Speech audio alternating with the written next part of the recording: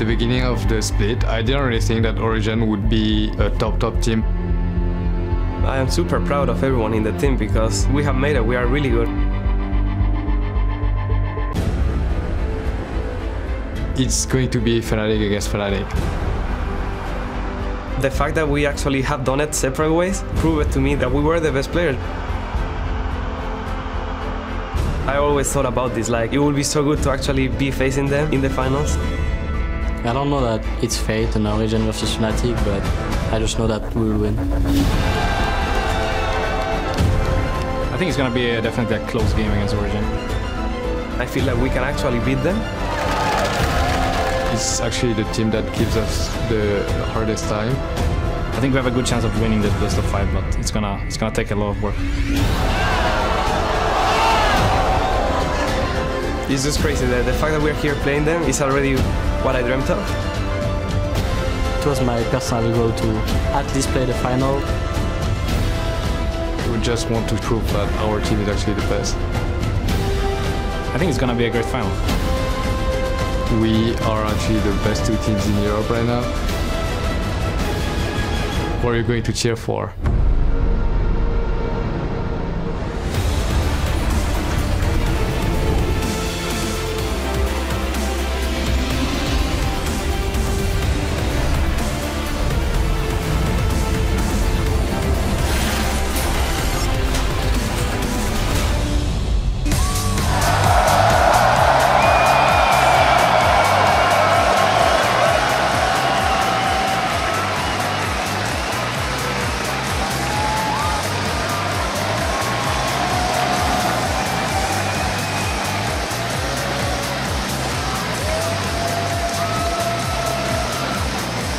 Hello, ladies and gentlemen, and welcome to the European LCS Summer Split Finals.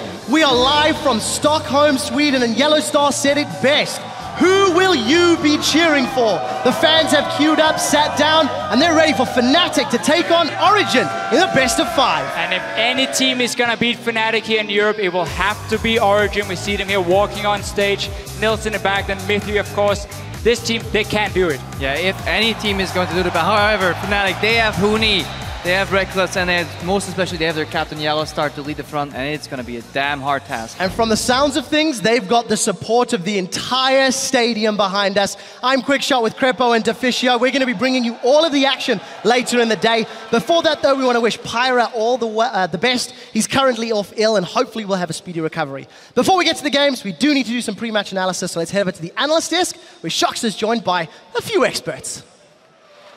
Thank you so much, Quickshot. Indeed, I'm Ify Shox supporter here to focus in on today's series alongside James Trust O'Leary and the coaches for H2K and Roccat, Prolly and Yamato Cannon. Well, thank you guys so much for joining me here. Ready to do some good analysis on hopefully the full 5 games. Let's start by taking a look at the bracket though, because yesterday we of course kicked off everything here in Sweden as H2K swept the Unicorns of Love in 3 games. That means Prolly, you guys are now in 3rd place. You got your eye on that championship points and on that possible world spot. What did you think of your team doing yesterday? I think yesterday was pretty decent performance. I do like the 3-0. That's a really nice side effect.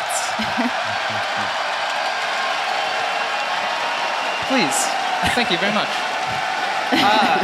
But really, the games weren't as clean as we wanted to, so it does give us a good direction of what to fix for our next games. I think, however, one thing that shone in yesterday's series was somebody who had a home field advantage. You're embarrassing him.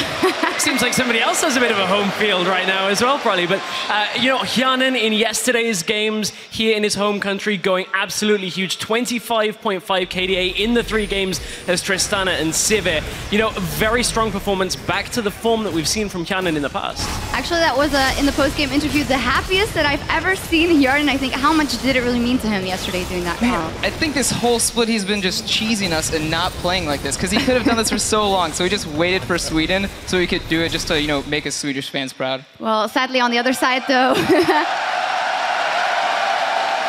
he definitely did. On the other side though, Vardag did have some good moments, but the UOL in the end, there was too much to fix and they couldn't fix it. And with the regional qualifier in sight, Yamato, that might not be a good sign for them. It's like, first of all, I want to say, I think in this best of 5, I think Vardag's really stepped up. I'm happy for that because we're in Sweden, Varak stepped up. But it also makes me happy that there's still a lot of sloppiness in Unicorns of Love play because we're going to face them in the regional qualifier. Yeah, that it will be up for you guys as well. But that does bring us to today's best of 5, where the 21-0 Fnatic will take on Origen for the League Summer Championship and the first European seed at World 2015. Now, later today, the playoff action continues in New York, where it's Counter Logic Gaming versus TSM at Madison Square Garden for the North American LCS crown. I mean, what a fantastic day of games. Some absolutely massive games today. You've got old rivals, TSM and CLG in North America. You've got old friends here in Europe with some ex-Fnatic members on stage on Origen now going up against Fnatic. I mean, you couldn't write a better fairy tale ending to the summer split. Definitely. Like, I would say that Fnatic Origen is going to become the new El Clasico because the old one was SK Fnatic, but the SK is, you know, a bit... Well, whatever may be, by today's end, we'll not only have our league champion and #1 seed for Worlds, but we'll also know who racked up the most championship points during the season. And you guys, of course, H2K with that win yesterday. If Fnatic takes the whole thing, that's really good news for you guys. But if they end up losing, so do I have to even ask who you are rooting for? No, I think it's pretty obvious at this point who I'm rooting for. So let's really, you know, hope for that kind of Fnatic win to happen. Well, we will see. The analysis will be unbiased, but of course you have your preference. We totally understand that. There's a lot on the line today in the pro play around the world, and we are opening up our experts to you, so you can ask Prolly and Yamato, trust me, all the questions you want at LL Esports with that hashtag #AskTheDesk, and we'll see what you want to know later today. Now, without further ado, it's time to focus in on the match at hand and meet the 2015 European League Championship Series summer finalists.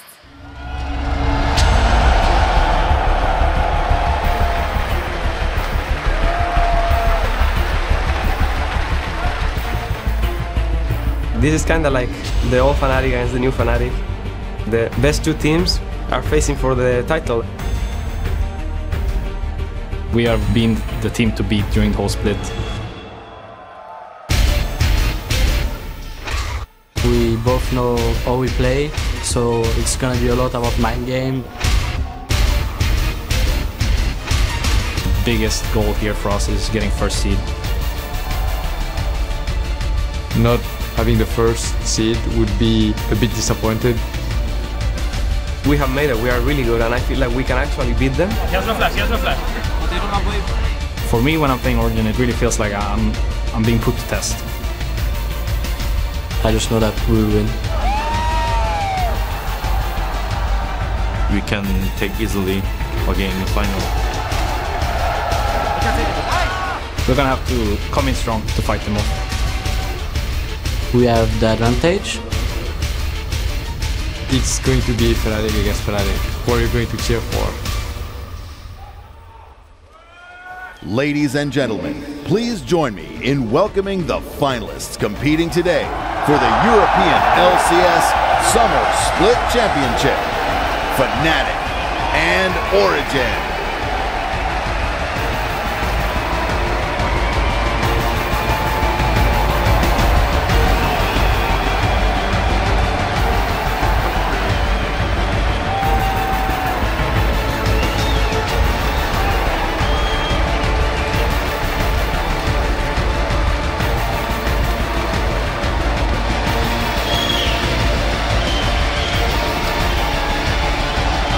There they are, Fnatic and Origen taking the stage. I've got goosebumps already. What a day it's going to be. Well, what a wealth of experience between all these players, but you can't know what you're going to feel in this moment. They must be incredibly excited to take their computers and just play that game. So much anticipation. This is the matchup a year in the making. Old Fnatic versus new Fnatic. This is going to be an absolutely huge final here for the summer split. I also think that they come on stage, they're very confident looking. I feel like they really want to brawl and make it happen. How do you guys think this is going to influence them? I mean, you're prepared for that moment, then you step on and you see all these people cheering for you. What I think is so beautiful, because I think when they separated the ways like 1 year ago, I think they had like this idea in their mind that they might face each other at a stage like this, and then it happens. I think there's been a lot of built-up suspension coming up to this. Yeah, it's a beautiful, beautiful thing. I think this energy between them and then the crowd is actually going to make the best series of League of Legends so far. 5 games to dream. That is a big statement. That is a big statement. I do have to maybe think about things slightly differently, though. Origen, they are the team that could beat Fnatic. Unfortunately for me today, I don't think they're going to be the team that is going to put the 1 behind 21-1 on Fnatic, unfortunately. But I think it's going to be a close set of games nonetheless. We'll see what happens. Let's take a look at the lineups for our 2 contenders, starting for Fnatic, who are on the blue side in game 1. Huni, Reignover, Febiven, Rekkles, Yellowstar, and their coach, Daylor. They're looking to give them their first loss of the split. Origen with Soaz, Amazing, Xpeke, Niels, Mithy, and their coach, Ledak. Well, you mentioned it already. We have to start by talking about Fnatic 21-0. Fantastic run so far, impressive numbers, but is it fair to say that they have been unchallenged so far in the playoffs? I think yes. Right now, they're the only team that can consistently come back from a gigantic deficit. And that's really hard to do. You don't see many teams being able to do that or do it multiple times. So the fact that they're able to do it is like, when do you actually win the game against Fnatic? I think even though the game against UOL was pretty much a stomp, I think they showed immense quality. And I think comparing them to their playoff selves, to their like summer split self, I think there's still a massive improvement. So we also have to look at OG side then, and the story mostly when you go up against Fnatic is what can the other team do? Where are the ins? We got to start by looking at the jungle. Reignover versus Amazing, might that tip the scales? Yeah, there's an analogy we've been kind of using is that, you know, if the 5 wealthiest men in Europe were Fnatic, Reignover would be ranked number 5 just because of how every other player has looked so great. But you compare him to the rest of Fnatic and he looks the weakest. You compare him to the rest of the field and he is still one of the top 5 wealthiest. So when you look at this matchup, Reignover might look like a weakness, but he is not. However, Amazing has been very aggressive when it comes to his jungle play in the early game in the last couple of weeks. So that is one area that Origen can actually look to attack potentially. I think this kind of weakness, though, is shored up by Yellowstar's kind of leadership. They're not really going to be able to always catch him out as long as they're playing as like a full 5-unit team. So although he does have his weaknesses, I would agree, I don't think Amazing is going to be able to capitalize as much as you think. I feel jungle as a role is the kind of role that kind of gets defined by your teammates. If your teammates are doing well, you're going to look good no matter how bad you play, because it's like, for example, if your team 3 lanes are winning, you roll a dice and any number is good for you, then it's fine, you know. But in a losing position, junglers look worse. But I think Amazing was the key reason why they beat you guys, probably. That's kind of true. I can't fight that. So up against Reignover in this one, well, of course, in their semifinal versus UOL, that was a convincing win, so you could say that didn't teach us that much. What it did teach us is that Reignover can play Elise, and he can play it pretty darn well as well. Of course, we saw it yesterday with Lulex. Is it very good for Fnatic that they have that card in their pocket as well coming into this series? Yeah, Elise is a really, really high early pressure jungler, so the fact that he can at least show that he plays it means now they have to decide, do we pick or do we ban this? If he'd never shown it before, maybe they can roll the dice, maybe he doesn't play it. But showing it at least adds a threat on the team.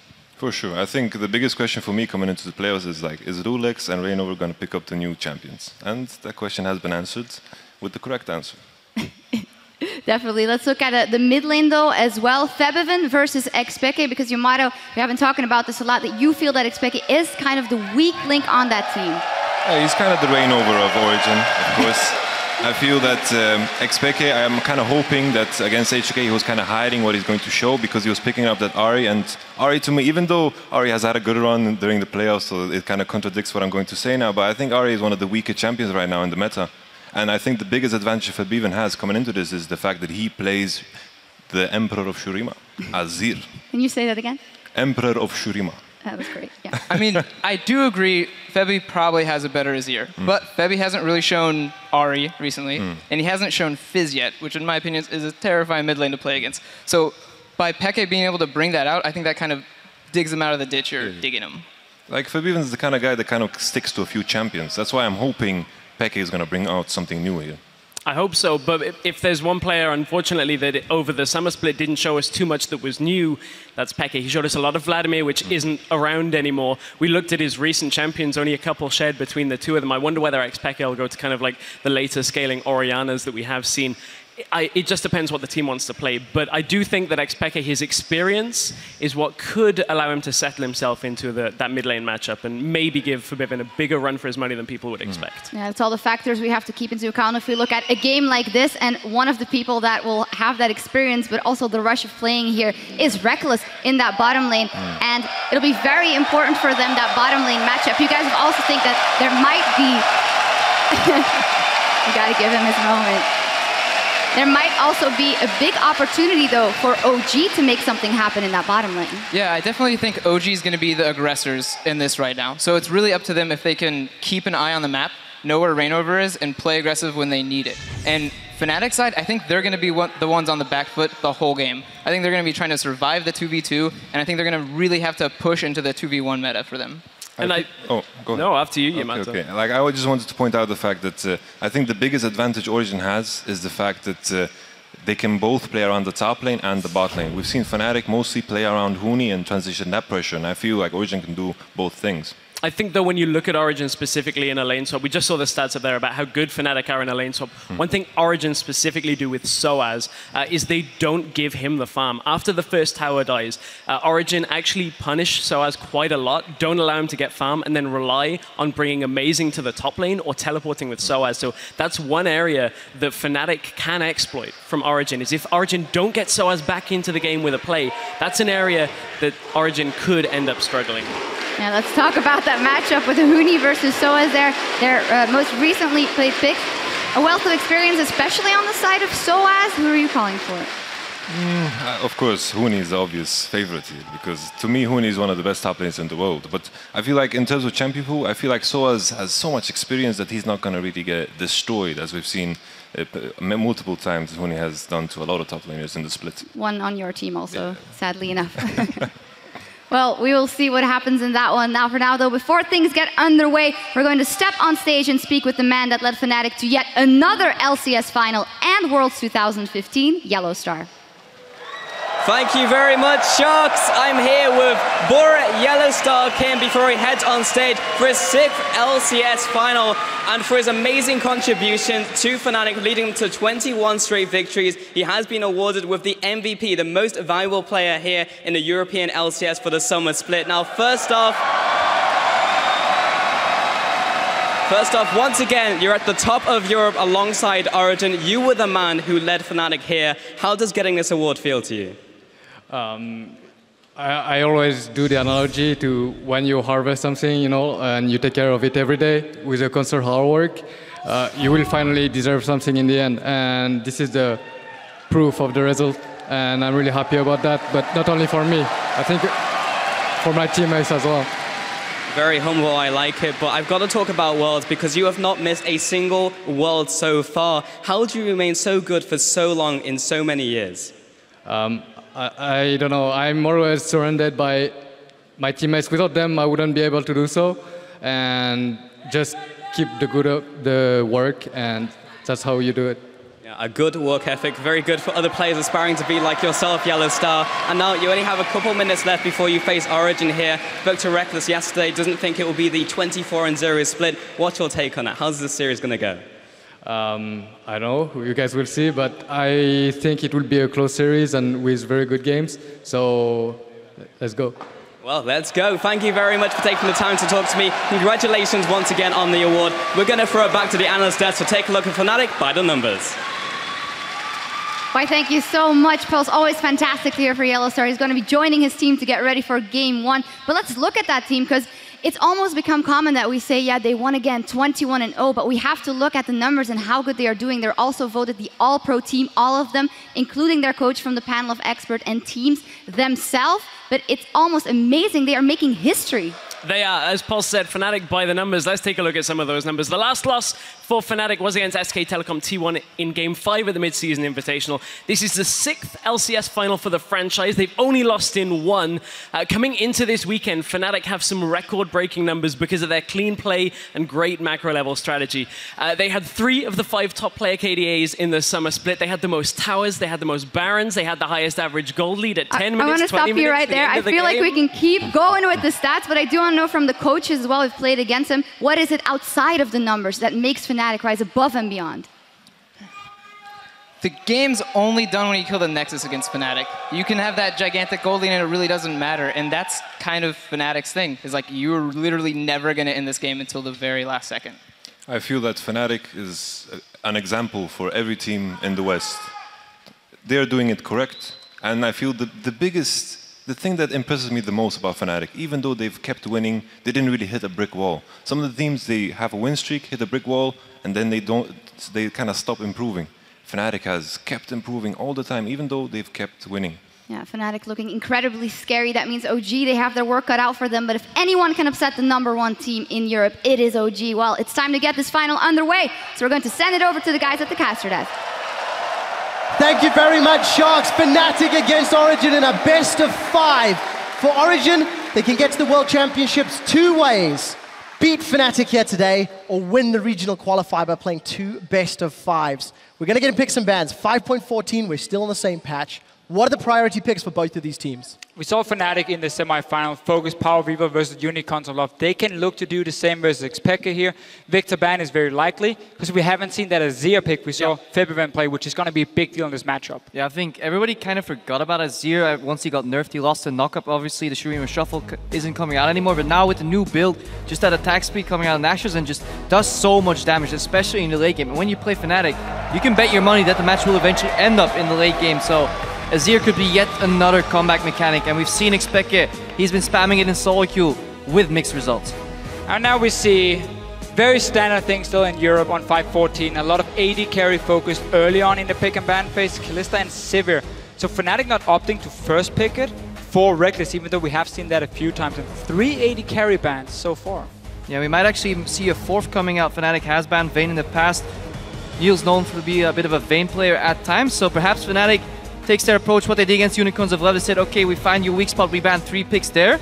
Might do the same here for Niels and force him, to adapt or die. 17 years old, rookie of the split. Niels on the side of Origen here will have to find something new to play then if Fnatic keeps putting focus on him.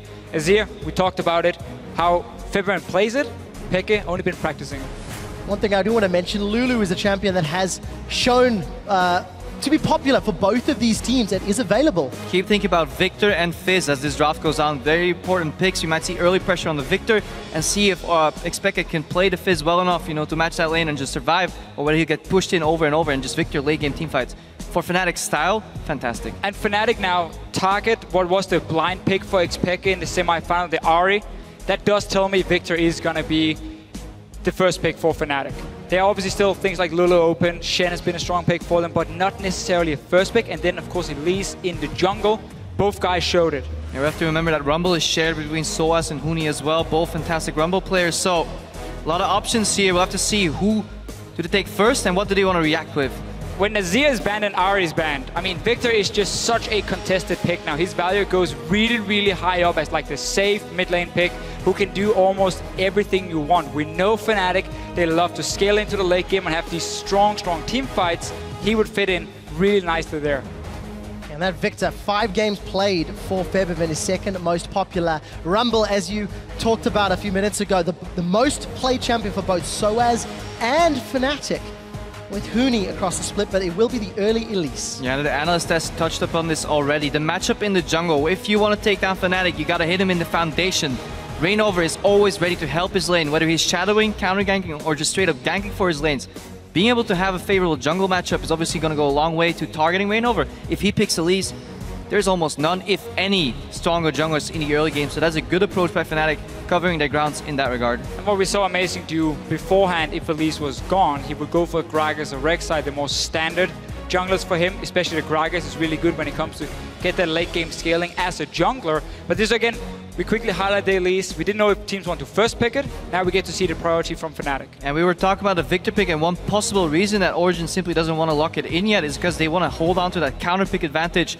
They are red-sided. They want to hold the counter pick for Xpeke, 5th pick, try to neutralize the mid lane that way, possibly. And we have a Gangplank locked in. That was exciting yesterday, does so much damage, and I want to see if Huni can handle it. And let me just explain this last ban then from Origen, because this pick and the ban, they fit together. Riven, we have seen it from Huni a few times. We've seen how strong Fnatic is if they get him rolling on a champion like Riven, but she is also one of the only counter matchups to Gangplank up in that top lane because you can dance around the barrels so effectively. That has now been removed, so suddenly Gangplank is a safe option to early pick. With that Gangplank in mind, I want to know how this game plays out if Origen lane swap, because they actually have a lane swap strategy that differs a little bit from other teams in the way that they don't bounce back their wave after the first initial tower, but then they give the farm to Niels instead of Soaz. Soaz with a very farm-reliant champion on Gangplank. We'll have to see if Origen sticks to that plan, but we can get to that once we get into the game. Very tempered pick and ban from both of the teams, feeling each other out, and a stark contrast from yesterday where clear weaknesses were exploited. Yellowstar's going to get his hands on Alistar, his most played champion, 8 times the split, and the victor that we were anticipating. Also safe blind pick.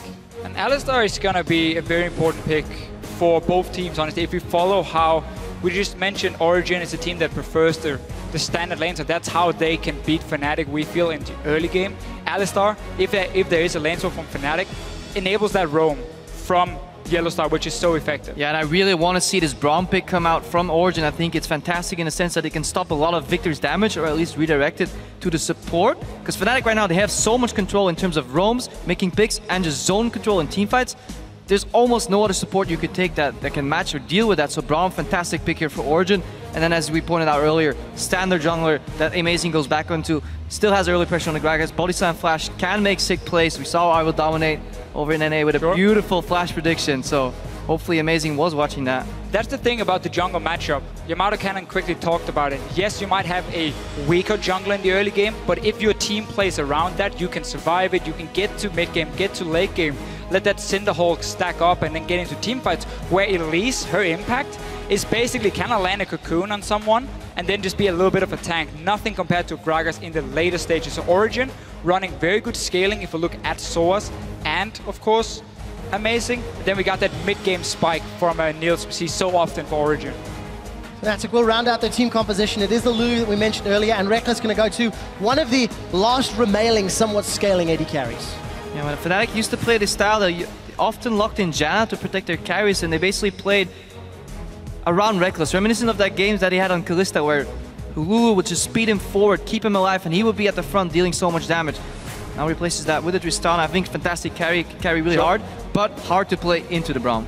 And I absolutely love Twisted Fate here for Origen if they do lock it in, because this is almost exactly what Origen decided to do versus Fnatic in Week 7, the last time they played each other. If you guys don't remember, Origen had a 7,000 gold lead in that game until they lost a bad team fight.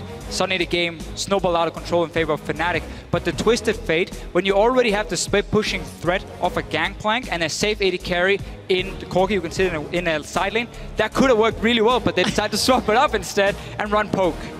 So Varus locked in the mid lane. Both compositions are rounded out, so we can start discussing what they do well, what they do poorly. If you look at Origen, obviously oriented around double poke. You can also cut off the escapes with the Gangplank ulti. If Origen get a small lead and they can start sieging, it will be absolutely brutal. The zone control from the barrels from GP, once see at those later levels. The double poke coming out of the Triforce Spike on Corki later on Varus can be absolutely destructing for Fnatic, who have to engage this by the merit of just a Cocoon or a Flash Pulverize. And that's why it makes a lot of sense for Origen to swap it up. There are two good options. Do you want to go Twisted Fate for the Globals? Do you want more poke? Go for the Varus pick, which has been good for Peke.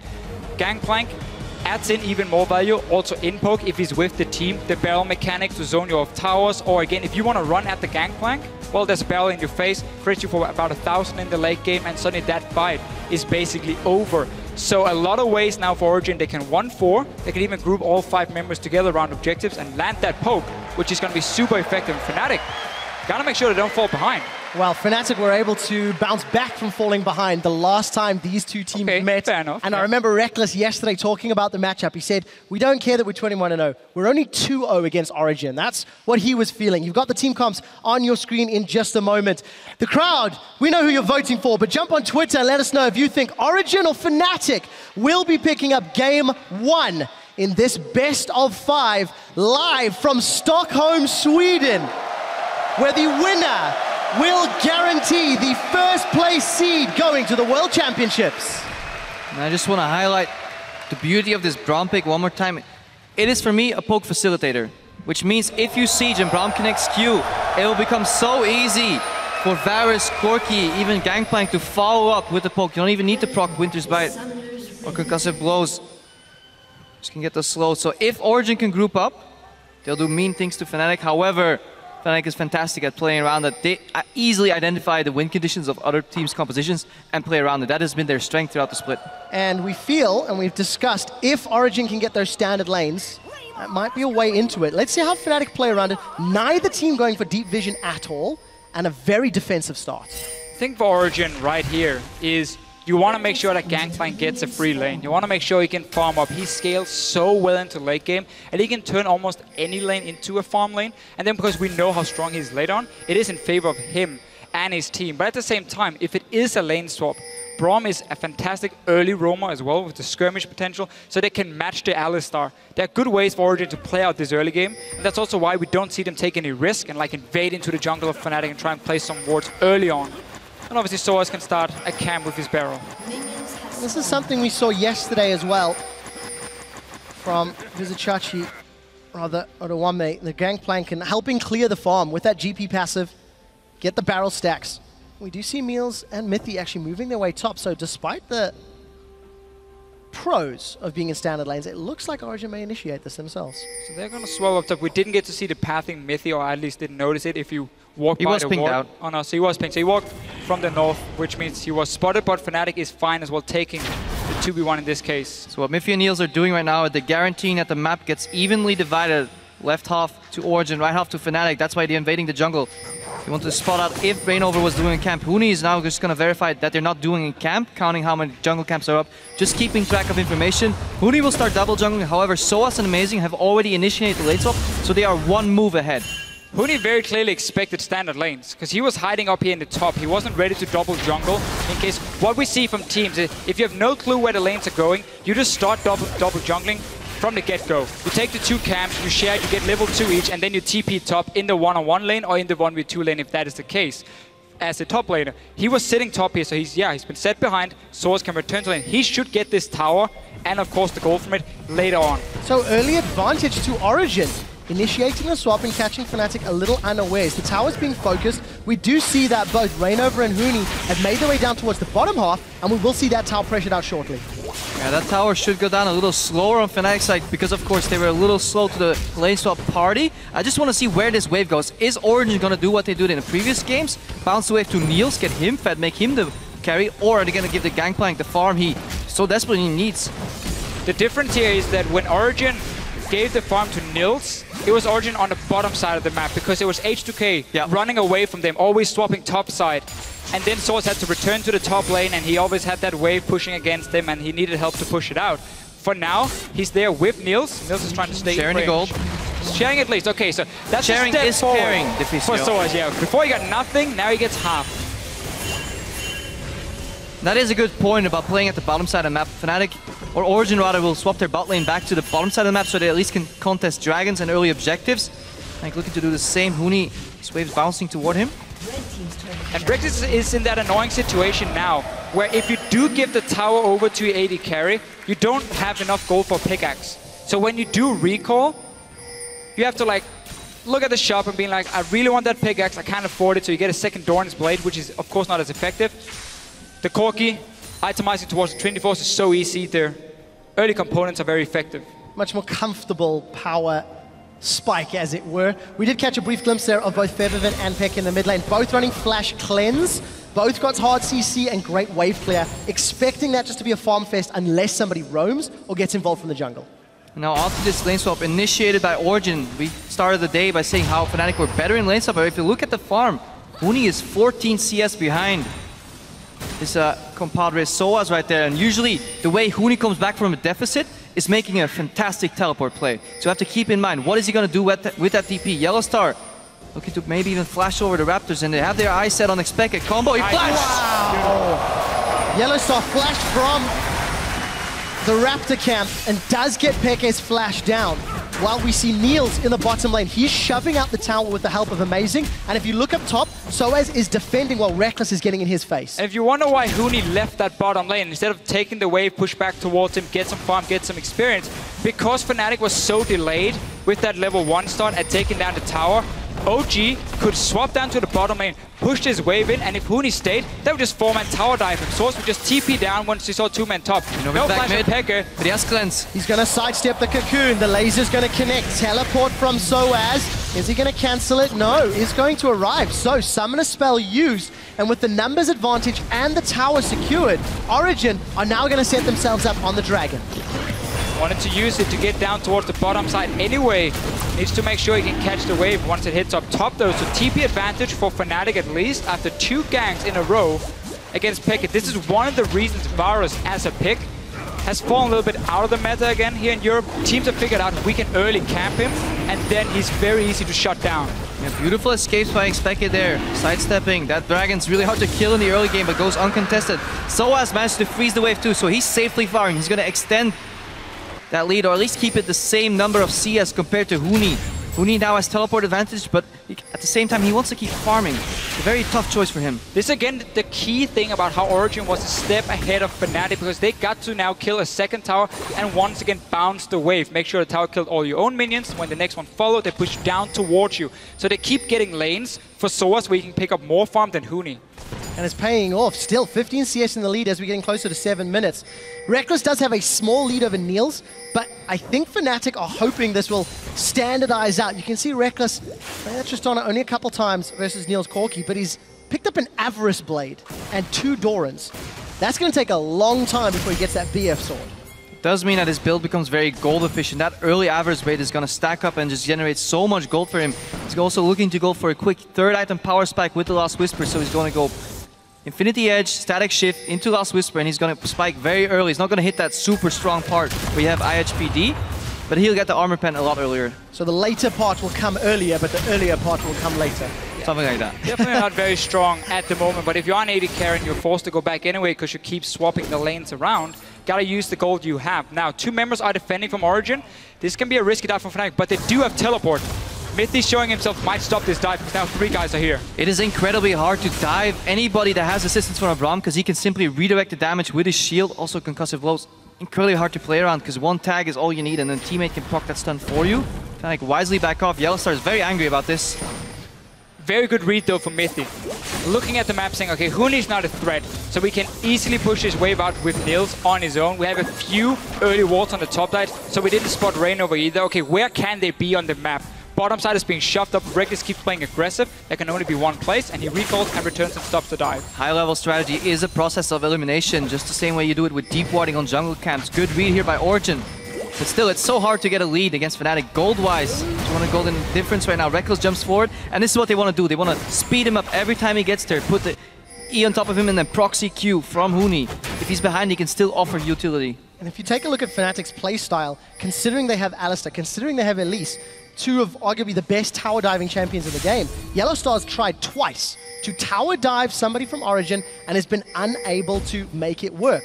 If you go back to semifinals, when they were tower diving Unicorns of Blood, it was excellently played. So Fnatic making it very clear how they want to try build advantages in the early game. Of course, Origen showing that they are better than the Unicorns of Love at reading where's the dive gonna happen. When there's only 1 lane pushing, it's very easy as a team to predict where would they put the pressure, obviously where the wave is coming in.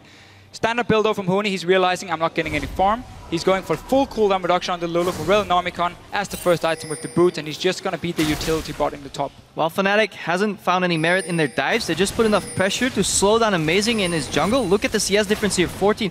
Reignover is now 500 gold ahead already of his opponent, Amazing. Look at the same thing again though.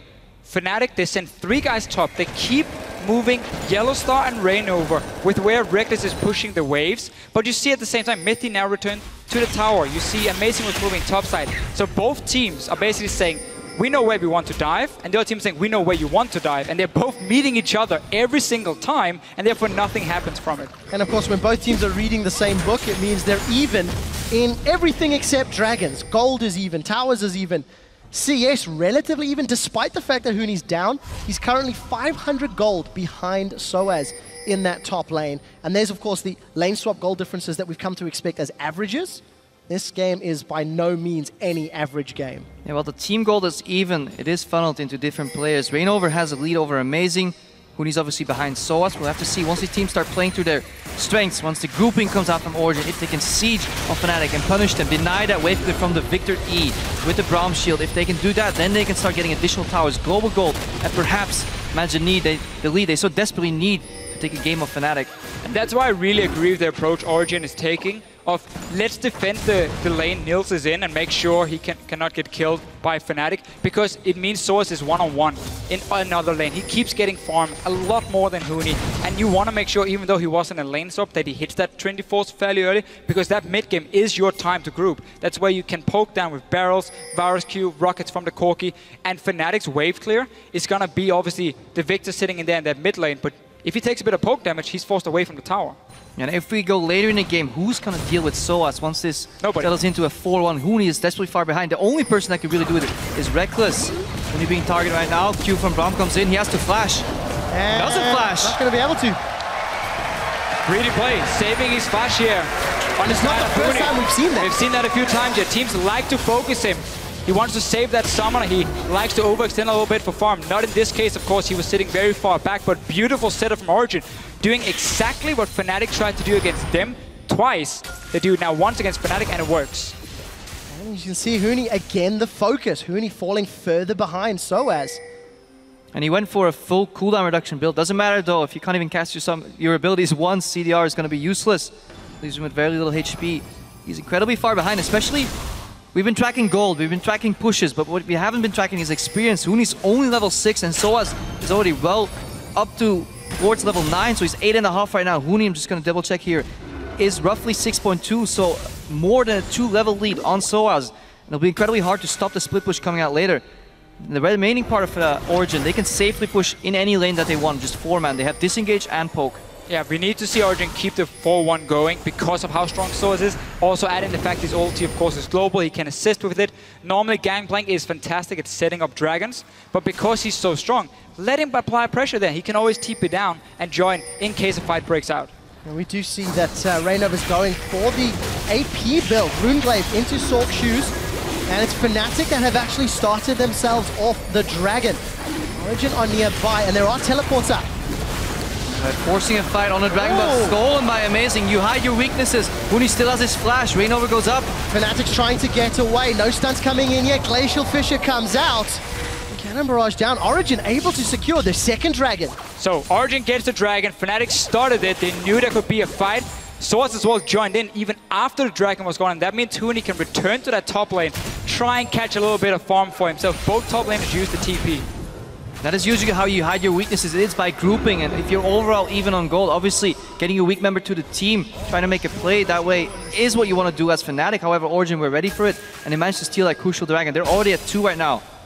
Can definitely speed up for a potential 5-dragon win condition. I would love to see an Origen be ready to take the fight even before dragon went down, even though they managed to steal it, because at this point they were so far they had Trinity Force completed for Nils as well. And the problem was they were so afraid of losing their mid lane tower. They really want that tower up to have the safety behind Xpeke to make it incredibly hard to dive and punish him, so he can keep ramping up. So Pekka was still clearing a wave in the mid lane, allowed Fnatic to rotate in, but then OG decided to pincer from both angles. Fnatic had to flash defensively over the wall, so a lot of pressure coming out of Origen. Seeing slightly less pressure on the inner turrets, Origen have now grouped up middle.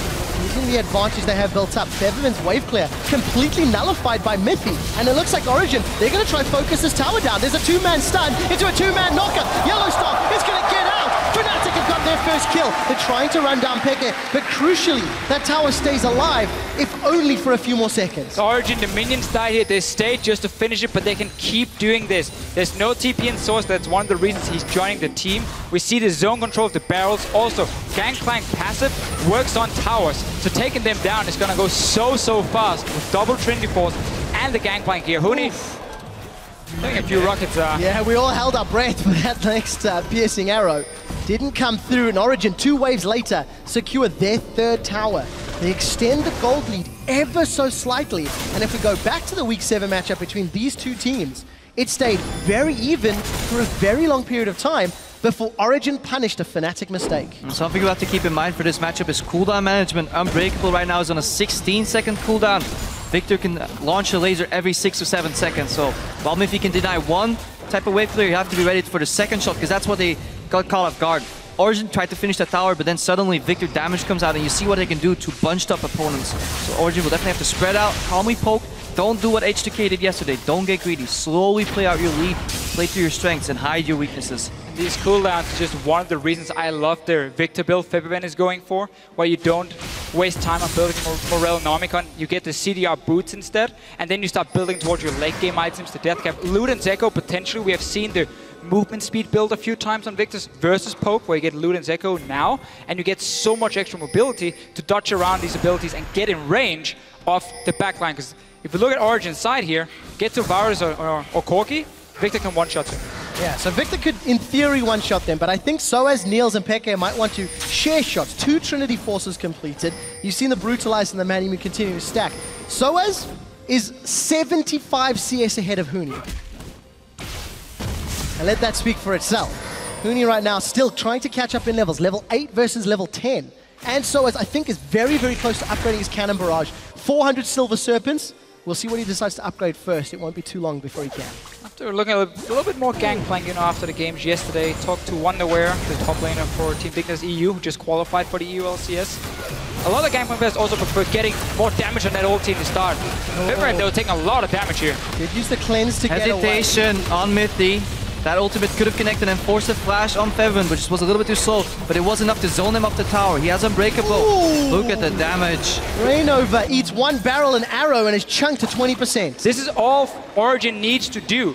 Push 1 member off the tower. You don't even have to kill him. You're looking for towers instead. So they force them away. They take another one. But the fact that all 3 outer turrets gone allows them to very easily ward the flanks, and there's no real threat from Fnatic in terms of engaging, other than Yellowstar, really. While all of the threat is on the side of Origen, Barrel is set up, Rekkles is poked out. Origen are going to grab their 5th tower, basically uncontested.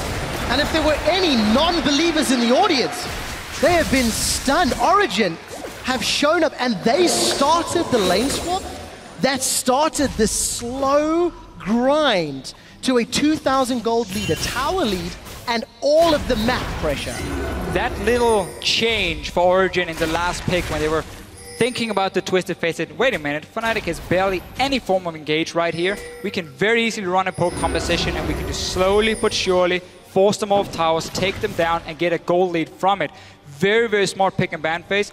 Still, the fact we get Gangplank as a blind pick with the Riven ban, that enables the whole thing because he just works so well in these poke compositions. 1-4, 5-man together, he can do all the things.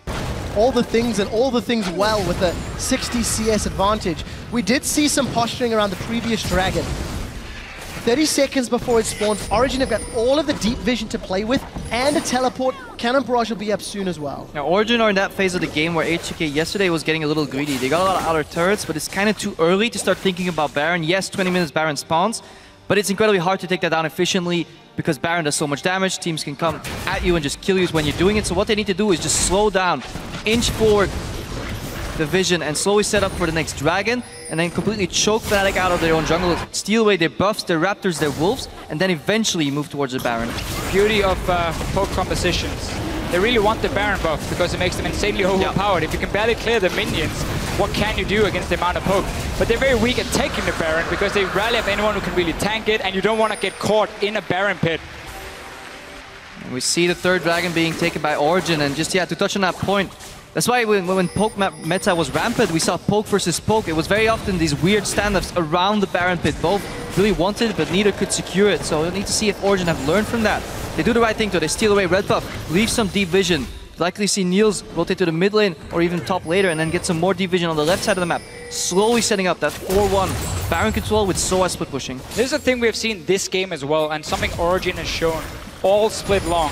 Their ability to maximize farm on 3 carries, 1-3-1 setups. Now we need to see what happens in the mid lane, because Rekkles is nearby with the rest of Fnatic. They're going in! They've called Peke! Peke used his flash already and he's down! Fnatic have got a kill! Soaz is teleporting in, and here comes Gangplank! The Pyrex it. Instantly has to run away. Too risky. Puts down a powder kick. Chains them together. That's going to hurt and slow Yellowstar. Wild Growth is still available for Huni. So Fnatic, they get themselves a kill, and they're trying to set up a siege on this middle outer turret, but Reignover's been hit. The powder keg chains are great from Soaz. Flash body slam, I think that was short. Knocks Rekkles back before he jumps out. You can't keep him down with the rocket jump. The wave is cleared and Origen hold on to their tower. Yeah, really good jump there by Rekkles. He waits for the cast to explode, then he jumps out afterwards, channeling that jump perfectly. I just want to replay and just keep your eyes on where Yellowstar is on the map once we get the minimap back. They rain over Flash Cocoons, I believe, to force Expected Flash up in the top left of your screen. Flash Spell Rise, knockup. That's what dreams are made of for Fnatic. That's what they need to come back, and somehow they always find a way. Peke had cleanse ready though. You could get that cocoon in your face, cleanse it, and save your Flash. Anyway, though, it's a beautiful setup from Fnatic because they had the vision control on the top side. Origen put all the focus on Dragon, the bottom half of the map, so they couldn't spot the flank. Every other time they've been grouping, they have wards on both sides. They can see where Fnatic is coming from. They can push another tower now in the top side because, again, they have full vision. They can see Yellowstar. Well, Yellowstar is just going to be a threatening pose. We have to mention that Rekkles finished his Infinity Edge a few minutes ago, is continuing to farm up with that Avarice Blade. Already earned 600 bonus gold. This is when he's going to start to shine once he can get that Shiv and Last Whisper completed. And we'll need to see how well Origen can learn from their mistakes and read the game. If you're running a siege composition, you're naturally weak to flanks, so you need to ward your sides, make sure Yellowstar can't get behind you. Then we get stacked there, Yellowstar moving to the front. Now it's easy. If you can see him coming, you can poke him, you can chunk him, force him backwards. And we can see the first upgrade of Cannon Barrage. That was Death's Daughter by Soaz, a little later than Odoamne yesterday, but it allows OG to get the tower. So I very quickly talked about this before with the Gangplank, what some of the Gangplank players likes to do now. Get that Death's Daughter very early because it's more damage than Fire at Will in the early stages until you get like the rank 3 ulti and the extra amount of hits really matter. This is better for early damage. That's why they go for it as the first upgrade. Origen doing such good work with vision. You see all the deep wards. Fnatic are a little grouped up. They're focusing on the tower. Origen are the ones that are split and retreating. Rekkles is trying to run him down with Whimsy. The explosive cask is going to mix them around. Barrel into barrel for a double barrel kill. Huni gets knocked down. Febiven and Rekkles retreating. Rekkles is low. Peke is going to start charging the piercing arrow. He's going to snipe Rekkles, but not enough for the kill. Former teammates chasing them down. The piercing arrow from Peke penetrates Rekkles' heart, and Fnatic lose 4. Once again here, Origen are so strong in the mid-game. This time around, Fnatic did not get the engage they were looking for. Mithy managed to flash away, but that's just the support. Rest of Origen comes in, they're starting the Baron. Febiven, it's time to be a hero. Deficio, history repeats itself at 22 minutes 4 weeks ago. Fnatic overstayed a team fight, lost it and lost Baron, and found themselves 7,000 gold down. In the finals of the summer split, Origen hold a 7k gold lead, and this is why. Yeah, let's watch that again. Fnatic, they force open mid lane very hard because they know they've lost complete control of the Baron vision. But this beautiful explosive cast into combo Phosphorus Bomb on Huni one-shots him. Now Yellowstar trying to peel, but there's no damage follow-up. And then Soaz flanks. He forces Rekkles to jump out and flash defensively. Still snipes Reignover down. Lose my words here. And then Soaz somehow stays alive. And that's really weird. He got knocked out there or flashed out, and he managed to stay alive. And then that's enough damage to take down the Baron eventually. Well, let's look at these two compositions and how they want to play out a team fight. We talked about it again, Fnatic. If they can flank and get to the backline of Origen, the Corki, the Varus, and almost one-shot them, then they won't have the same amount of damage if you compare the two backlines at this point in the game. So we saw that fight. It was on to Mithy. Nielsen started to then manage to jump away, and there was no follow-up. Yellowstar wasn't there, and then Origen will take the fight. So now he's just going to knock up Amazing. Not going to do a whole lot. This mid lane tower is going down. It is down indeed. Here comes Peke for more poke. Fnatic have lost their 7th tower. They had a 21-game winning streak, and this might be the one that ends that. An inhibitor is going down, and Origen in the finals, a team that so many people had counted out, have got a massive lead in the first game of this best of 5. Fnatic, they haven't lost a single game this split, so how will they bounce back from a potential loss? Will it shake them, or will it just say, okay, next time it will be better. You know, how they will gonna adapt. They really need to work on adapting to this Gangplank pick, because these barrels and these ultimates from Soaz are doing so much work, combined with just the peel from Miffy on that Braum. Just look how he's chaining the barrels when the team moves in to hit the tower. So suddenly Fnatic, they have to step back, because if you move into the barrel and get the crit in your face, well, you can't fight anyway. So by them moving away from it, it opens up for the carries to hit the tower, and suddenly there's nothing Fnatic can do. Well, for Fnatic, they tried it to defend, but look at those chains. Febiven and Huni, amazing rolls of barrels. Soaz blows his barrels up, and they're gonna knock Fnatic out of the air with a barrel roll of Destiny. Another inhibitor being focused down. Origen at 25 minutes are using the poke and the Baron empowered minions to shut Fnatic down. Inhibitor number 2 will fall shortly, and for Origen, the safe calls to back away and spend that gold. A lot of money in their back pockets. And this all goes down to the early game, the early levels. Even Fnatic was so sure that Origen was going to take the 2v2 in bot lane, 1v1 top lane, got surprised. We're one move behind, and for the first time this split, teams didn't make a follow-up mistake against Fnatic when they get ahead. Origen played out the early to mid game beautifully. Couple small mistakes, but Peke, it took him 3 repetitive ganks to finally get him, and even then they couldn't capitalize on when he was dead. And he managed to stay alive long enough for his team to start grouping, to start sieging, taking game 1. Just a very greedy start from Huni, sitting in that lane expecting the 1v1, setting himself and the rest of his team behind in that swap. And of course Origen, full credit to them, using that advantage. Soaz has been so far ahead of Huni all game long, and then we can talk about, oh, Lulu doesn't need the same amount of farm. No, but you need to shut down the Gangplank from getting that farm, otherwise he will get to his late game point, vintage Trinity Force, and then he really starts killing your team. You mean letting your opponent's top lane get twice the farm of your own top laner, averaging 10 per minute, and then seeing how Soaz is using his barrel mechanics so effectively? I'm going to take a look at Cannon Barrage. Has been upgraded now to fire at will, and that is in fact 3 minutes earlier than we saw yesterday from Odoamne as well. The main thing we have seen for Soaz with the barrels has been zoning more than necessarily dealing damage. We haven't seen him like chain the barrels and hit the backline of Fnatic more than maybe once. It's more just the way he's setting them up when they're sieging. The threat of his ulti and then the barrels coming in is enough to push Fnatic off, and that's a free tower. All right, Fnatic know what's coming. They know there's going to be siege on the bot lane, so they're posturing for a potential flank. They want to get Origen before they're set up perfectly for that siege. So side vision, flank vision will be very important. That's what Miffy's doing right now, warding over the wall. They spot Yellowstar and Reignover. That buys them time again. Now Reignover and Yellowstar will have to get creative.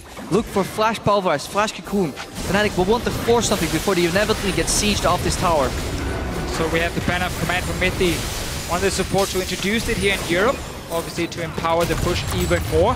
Meanwhile, Soaz is killing a few minions very, very quickly and applying a bit of pressure on the top side. Fnatic, time is running out.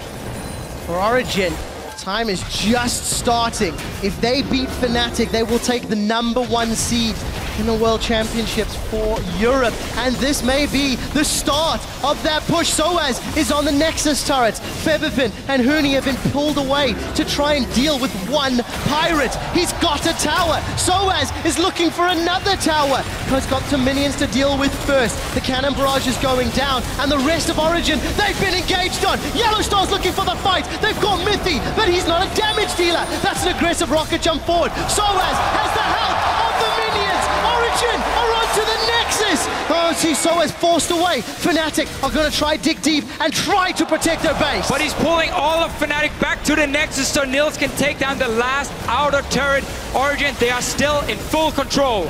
Origen is beautifully dancing around the lack of engage of Fnatic, backdooring their former teammates with Soaz right here.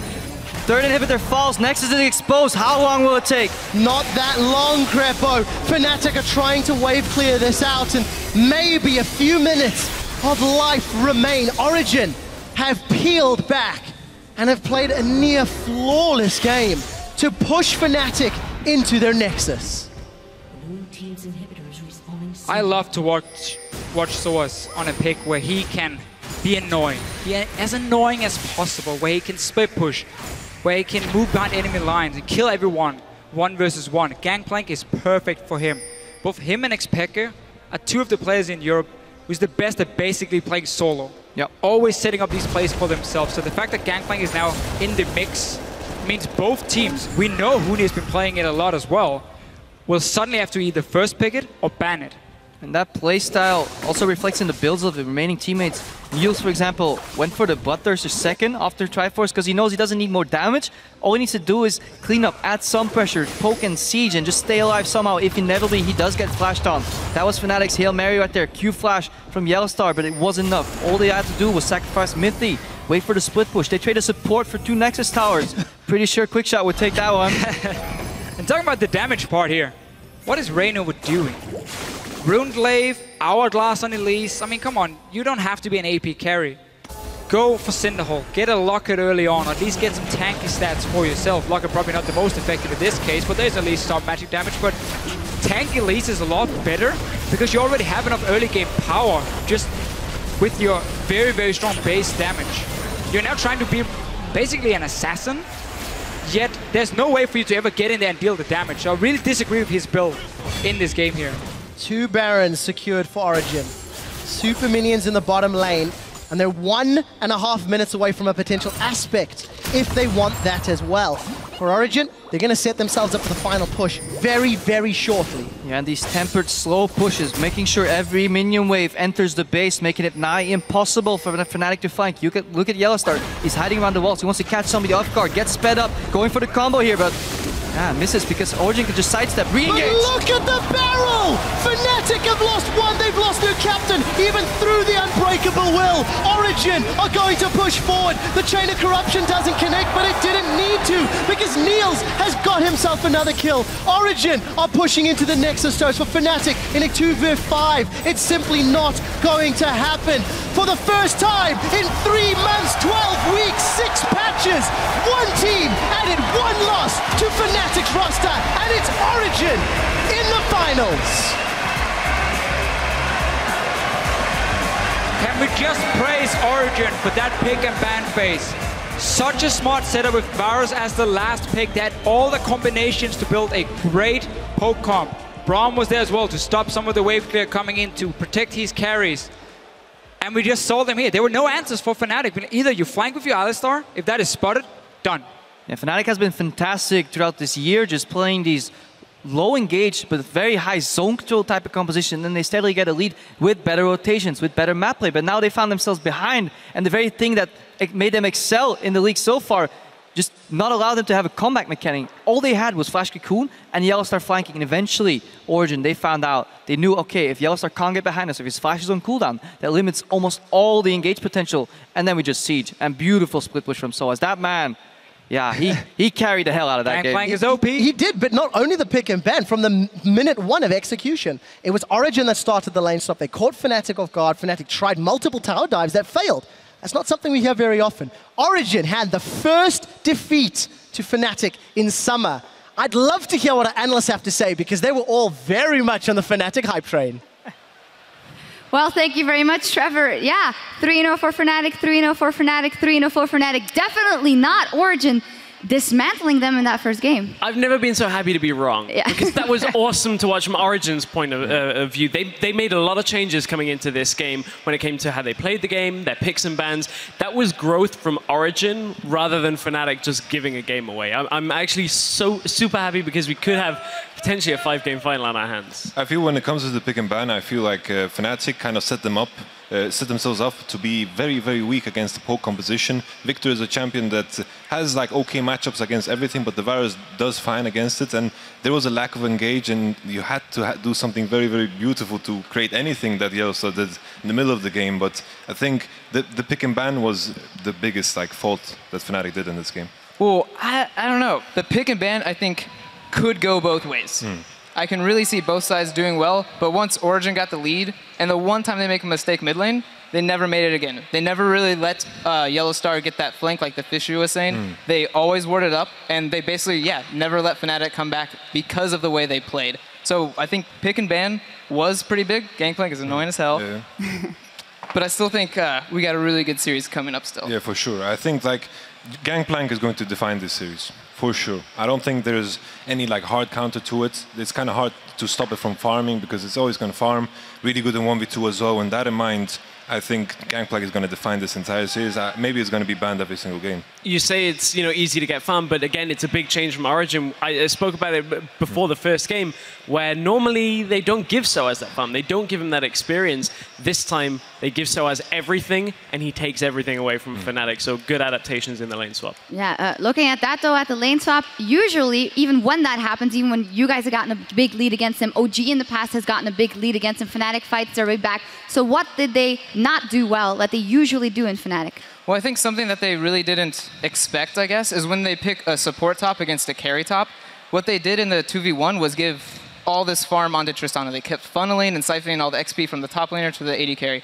And this works fine, but when you're playing against a carry top on the other side, that carry top eventually will just be able to 1v1 the other top. So now the top, from the initial siphoning of resources, now we can never come back in the game. He was like 30 CS down, 40, 50, 60.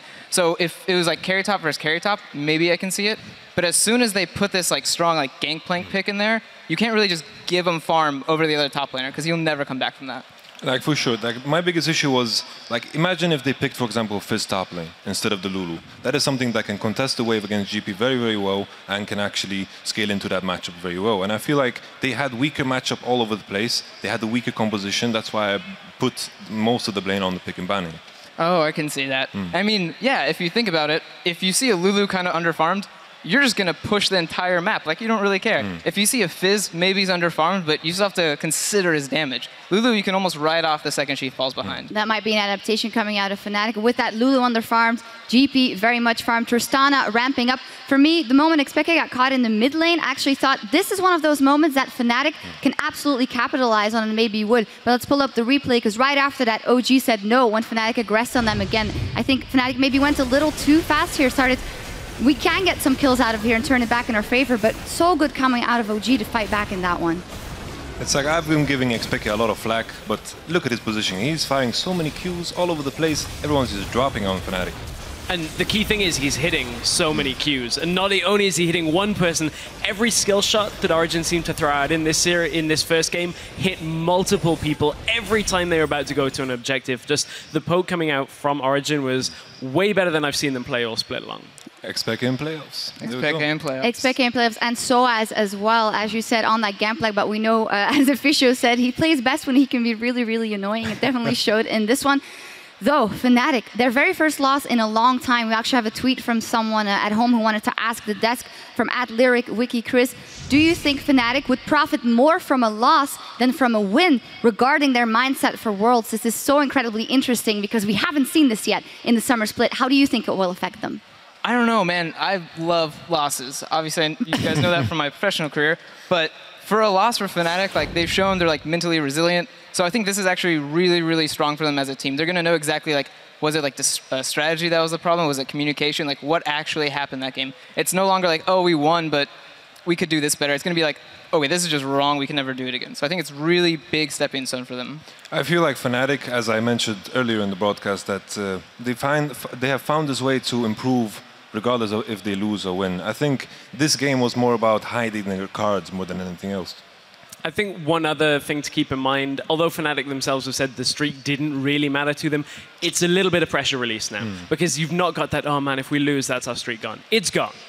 No more chance to stay undefeated, so maybe we'll see them relax a touch. I still think, though, the pressure is on with that spot at Worlds. Yeah, the pressure is on also for Rekkles, who's playing here on his home turf. He probably will feel like he didn't put his stamp on that first game, so he'll be looking to fight back. We need to step away as the teams regroup for Game 2 of the Summer Finals, and as we go, Rekkles tells us how there's no room for error in this decisive series against Origin. We have been the team to beat during the whole split, and therefore I wouldn't expect anything else than them taking a lot of notes during the LCS games and even the practices we had in our semi-final now. It's not going to be as easy or as solid as we've had it before. I think a lot of the weaknesses we have showcased that hadn't been enough punished is going to be punished against Origin.